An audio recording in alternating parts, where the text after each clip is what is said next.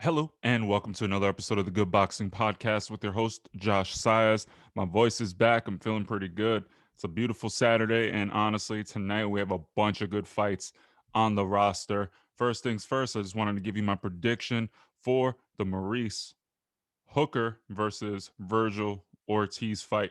Now, I'm going to be honest with you. Based on the weigh-ins, a lot of people are talking a lot of trash about Vergil Ortiz not being able to make the weight.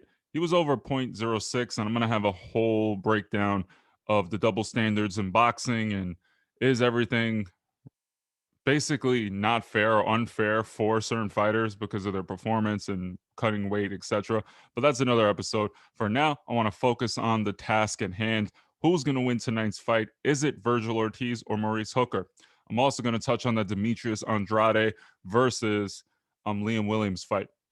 So, for the prediction, I'm going with Vergil Ortiz. Maurice Hooker, moving up in weight. He's fighting one of the most vicious punchers in the 147-pound division. I really like that set style, very good pro style that Vergil Ortiz has. He's very defensively aware. He uses angles. He has power punches. And quite frankly, in this fight, I feel Maurice Hooker is going to give a tremendous account for himself. He's going to show his abilities. He's going to show that he's tough. He's going to show that maybe he does belong at 147 and is another name that's going to be added to the 147-pound roster. I just think that Maurice Hooker, his the thing that makes him great is his punching power and his temperament. He can box, yes, he's long, he's tall. If he were to sit down and really utilize that aspect of his game, I think he could give Vergil Ortiz some issues for a while.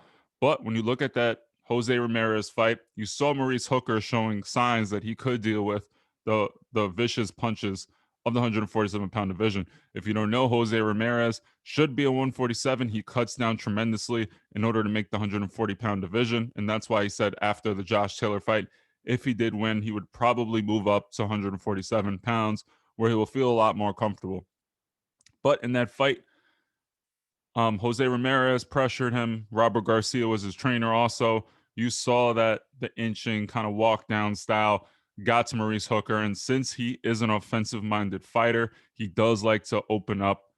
And when he does open up, meaning when he does throw a lot of punches, he has a tendency to get a little wild. His technique kind of falters a little bit. And I'm not sitting here and saying that he's a bad fighter by any means, and I think he's actually pretty good. But what I do have to say is when you open up against a vicious body puncher or a vicious puncher like Vergil Ortiz, you have to remain disciplined. Hit him with one, two, three punches max. Don't get greedy, and make sure when you exit completely. You can't be against the ropes against Vergil Ortiz. He's going to eat you alive, and I think Vergil Ortiz hits way harder than Jose Ramirez. Jose Ramirez is strong, but Vergil at 147, clearly you see that he's struggling a little bit to make 147 pounds, given that he did come in point 0.6 over the limit at 147. But regardless, I'm not going to sit here and it's point 0.6. I mean, that's literally you using the bathroom or you just kind of walking. Maybe he didn't cut the weight right. The scale could have been off. There's various reasons. Who knows? But in this case, Vergil Ortiz all day. I think he's going to walk him down and probably stop him, in my opinion. I think it's going to be a spectacular performance, and I'm very happy that he's finally stepping up to a prominent name.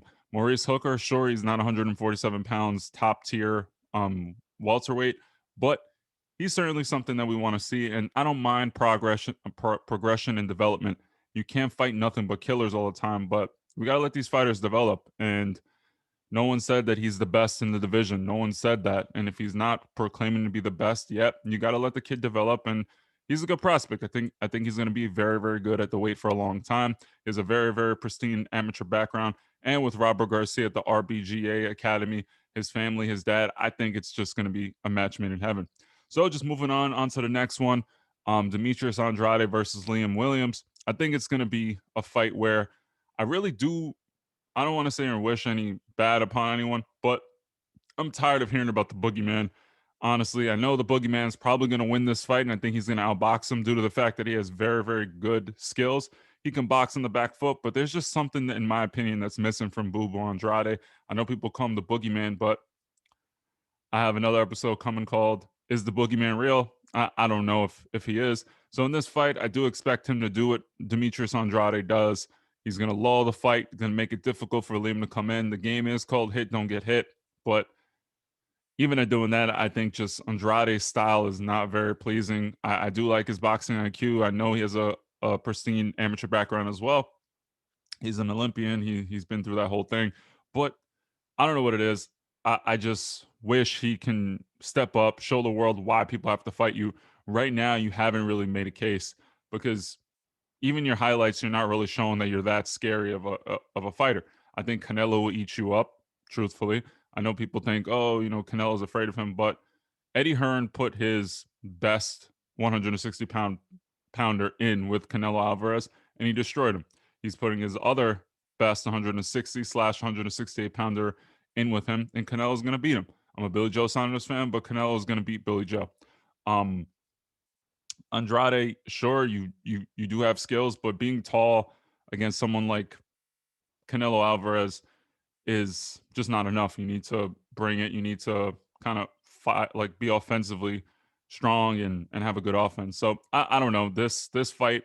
I hope Liam Williams can show a good count of himself. He has some some pretty good wins put together recently. I do think his two losses to Liam Smith early in his career, and he's been on a tear. Boo Boo does get hit, so it should be interesting if Williams can land. He could change the complexion of the fight with one punch. So, all in all, Andrade is going to win probably the way he always does with a unanimous decision, and then we're going to have to hear about how everyone doesn't want to fight him, even though you're in one of the best divisions in the world in terms of talent and depth. You got Daniel Jacobs, Charlo, Canelo, all these people. I don't know if no one wants to fight you. I just think you need to bring something to the table, either sales or something that the fans are going to want to pay to see. So that's the episode for today.